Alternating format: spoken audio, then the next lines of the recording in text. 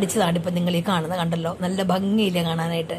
ഇനിയും നോക്കിക്കുക, എൻ്റെ വെളിയിലോട്ട് തള്ളി നിൽപ്പില്ല, അകത്ത് ഭാഗത്ത് പിടിച്ചു കൊണ്ട് അടിക്കുകയാണ്. കാരണം അത് വലിച്ചെന്ന് പറഞ്ഞാൽ കഴുത്ത് വലിക്കുകയല്ല, നമ്മൾ ഈ അകത്തേത് അടിയിലിരിക്കുന്ന ആ പാളി ഈ പാളി ഒരുപോലെ നമുക്ക് അടിച്ച്, കാരണം നമ്മൾ ഈ പേപ്പർ കട്ട് ചെയ്ത് കളയാനുള്ള നമുക്ക് പിന്നീട്. അപ്പം നല്ല നെക്ക് ഒരുപോലെ വരണം. കണ്ടോ, അപ്പോൾ ഇതുപോലെ ഞാൻ അടിച്ചിറക്കി.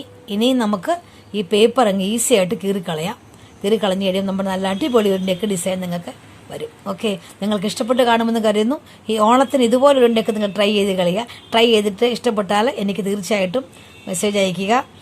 അടുത്ത വീഡിയോയിൽ കാണുമ്പോൾ ബൈ, സി യു. ഇത് പിന്നീട് കളഞ്ഞാൽ മതി. ഇനിയിപ്പോൾ ഇതുപോലെ നമ്മൾ കണ്ടോ, നമ്മൾ അടിച്ചു വെച്ചിരുന്ന ആ ഒരു കണ്ടോ രണ്ടാമത്തെ നെക്കിലേക്ക് നമ്മൾ ഇത് വെച്ച് പിടിപ്പിക്കുകയാണ് ചെയ്യുന്നത്.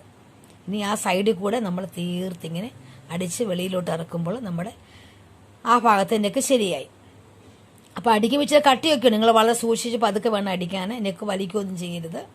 വളരെ ആ ഷേപ്പ് നമ്മൾ പിടിച്ചുകൊണ്ട് തന്നെ വേണം ചെയ്യാനായിട്ട്. ആ ഷേപ്പിൽ തന്നെ ആ ഒരു ലൈൻ കാണിക്കുന്നില്ലേ നമ്മൾ അടിച്ചു വെച്ചിരിക്കുന്നത്, ആ ലൈനിൽ കൂടെ തന്നെ വേണം തയ്യിൽ പോകാൻ. പക്ഷേ നമ്മൾ ഡോറിയും നമ്മുടെ സ്ട്രിപ്പും രണ്ടും കാണുകയും ചെയ്യണം. ഇങ്ങനെ നമ്മൾ അടിച്ചിവിടെ ഇറക്കി.